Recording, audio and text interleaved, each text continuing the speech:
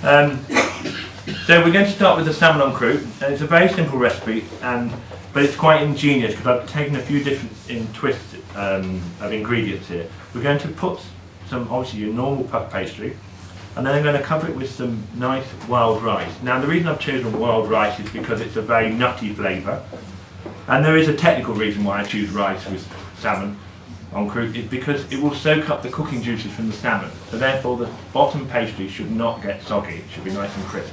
So the juices are going to go into the rice will absorb it. Okay?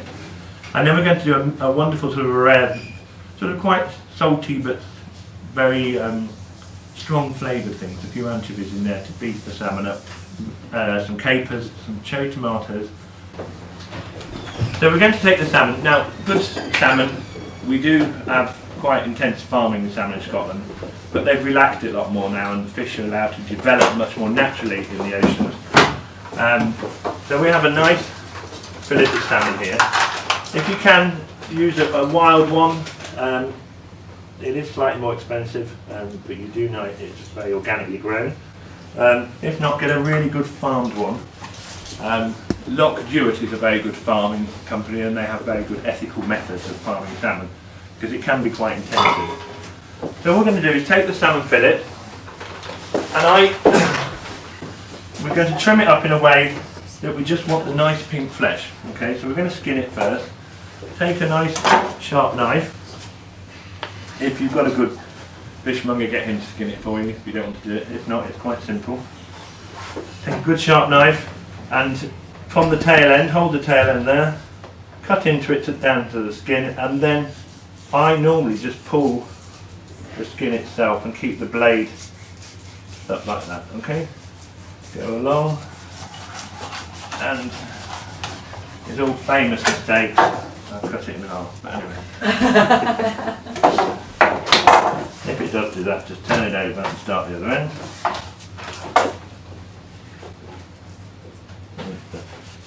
Also, on the back of salmon, I don't know, when the skin, I'm going to show you in a minute, there's some dark meat, which I don't particularly like.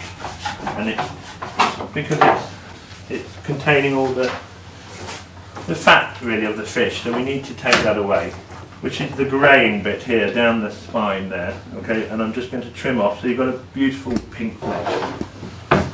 Then take your knife, another one. You tend to do it the other way, and you just cut into the middle slightly. We want to take that. It's really, I suppose, the blood of the fish. And you just trim it away very carefully. Remove that. I'm just going to take that strip off there. Shape. So you're removing all that fatness. So now you've got your nice pink flesh. I'm just going to trim it slightly. You get a nice shape. We'll just take the end off there, like that. Okay. So now we have a nice fillet there. Now the good thing about this is it's quite economical, because actually, when you put it in the paste, it's got all the ingredients, it will feed quite a lot more than it normally would if it was just straight salmon. A little sun-dried tomatoes. These are cherry tomatoes, sun-blushed really. If you want to do this sort of sun-dried tomato, they're fine. They tend to be a little bit sweeter, that's all. Rice, that's wild rice. Wild rice has been cooked, okay, and drained and dried. And when you cook wild rice, it wants to be cooked for at least an hour. And they're little black things, and they'll open up like little flowers, which is what those do. Keep going, you can never overcook wild rice, it'll just keep absorbing and keep going. There's something rather endearing about eggs and salmon, I don't know what it is, they're a fantastic match, they work really well together. Especially, we're going to serve it with a nice horseradish and herb creme fraiche, which will just richen it up slightly. Chop all those in there. And into that we're going to add sun-dried tomatoes, which I'm just going to chop. Are they fresh or are they canned, like a jar? They're a jar. Yeah. Just drain them, drain all the oil off. Chop those through like that. They can go in as well. And then to that we're going to add some capers. I'm literally going to put those in. And then we're going to add... Capers are you using? Pardon? Which sort of capers are you using? These are ones that have been in brine, not salted ones. If you've got salted ones, then rinse them off. So I've got a nice array of colours there, and into that we then, which I think is really lovely, a lovely herb dill, which has got wonderful flavour. And I can never, when I'm cooking, I can never actually have enough of fresh herbs, and I just think they're wonderful things. Okay. So anyway, here's our pastry, and into that we're going to sprinkle. I need egg wash, Angela, please. Sprinkle our white rice on the bottom, and as I said, there's a reason we use rice. It helps to absorb the cooking liquid from the salmon and stop the bottom of the pastry going soggy.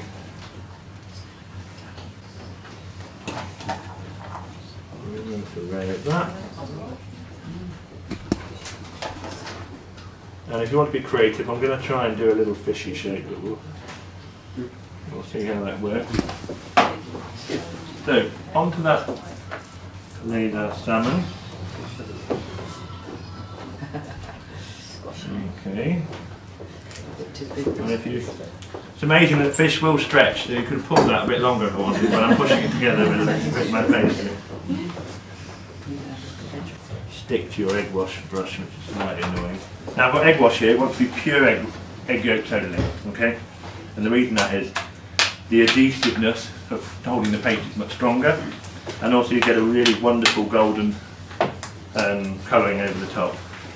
So we're just going to right way around the edge. Can you all see, by the way? Yeah. Can you see and can you hear? Yes. Oh, good. We've got our wonderful array of colours here, as you can see, and I'm just going to mix those all together. And I said, don't chop things up too much, especially the eggs. It's quite nice. When you cut it, you're going to see a really nice colouring of the black rice, the pink, and then all the wonderful greens and whites. Oh, thing. Right, now we're literally going to pile that on and try and keep it. And again, dills, as I was saying about the rice sticking to everything, so try and get it on like this. And as you can see, you can probably smell as well, this is going to be really wonderful array of, an explosion of flavours when you eat it. Little pepper, freshly ground obviously. Right, pastry. Put it on over the top. Maybe like that.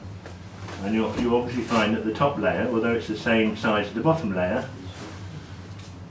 because it's being moulded up, is slightly smaller when you put it on. So we're just going to now crease that in there. And what I normally do is take off a good inch, and then I'm going to fold it back on itself. And so that gives a really good seal. So when we're baking, keep all those wonderful flavours and juices in. That. That's all down the edge. Now, we need to seal it well.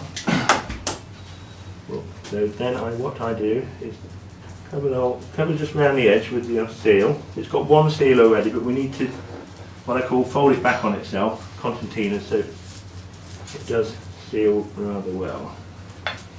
And what we do is we just fold it over and then fold the next one, fold the next one, fold the next one, and just crimp it over like that, and that will create a lovely seal, and also not so much pastry around the outside. Now this is obviously a fat-bodied fish. Okay, so normally I'll probably do a little bit more, but plenty of egg wash now. And then I'm just going to take a pastry cutter and just make a little bit of patterning over the top, such as a slight scaling. Making little marks on it to make scales.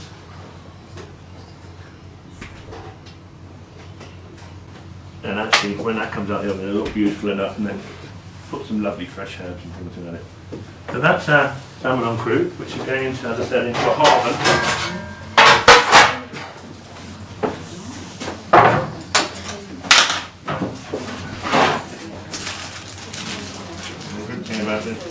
put it on grease food paper. It's quick. Put it on there. Okay. Into a hot oven, please, Angela. That's nice and crisp. You see, a few little patterns. As I said, if we put on a nice big platter, we could put some asparagus and some wonderful herbs around there. I'm literally going to look at and we'll see.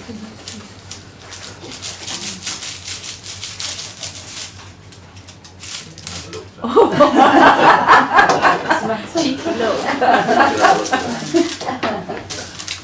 There you go. Oh. There you've got a wonderful array of colours. Nice and moist. You can see your rice there. You can see your tomatoes. But not only that, all that flavour on the topping has all gone through to your salmon, which is delicious. Wonderful with a bit of hollandaise sauce. Today we're going to do it with a bit of herb creme fraiche with some horseradish. And again, a really typical English ingredient. But it's not just for beef. It works so well with fish. How would you make that then? How do we make that? No, the creme fraiche. Creme fraiche, Yeah. just straight creme fraiche. Good spoonful of, if you can get fresh grated horseradish, if not, put some cream in it. Yeah. And then an abundance of soft herbs again, just chopped. Just chopped up. Does Probably a it, little bit of lemon juice. Not. but not half fat creme fraiche. No. No. I think it's a shame to cheapen it when you want a full fat. It's a special occasion, and we have to let ourselves go sometimes. We can't live thinking we've got to eat 3 days. So what we're going to do now, ladies, well, the dessert's still cooking, I think, so we're going to break now. We're going to get you a glass of wine, sit you down, and then we're going to sit and have the salmon with some wonderful asparagus and Jersey mince and horseradish, a very light thing. The lamb I'm just going to cut up for you, so if anyone wants a little try of that, they can do. And then we're going to finish off with the queen of pudding. Lovely. Really enjoyed that. Interesting, lovely cooking. Got loads and loads of tips. Thought I could cook, realised I've got a lot to learn. Just enjoyed it. The salmon looked delicious, and it was wonderful to see him skinning it and the way he did it, and took it all in. Queen of pudding's wonderful. We just wanted to eat it there and then. Looking forward to lunch.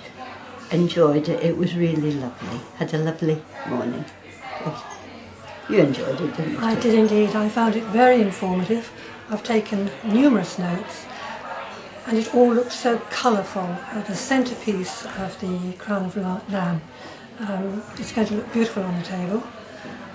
The salmon en croute, when Brian cut it open, that too was very colourful, and in fact I was quite surprised to see it.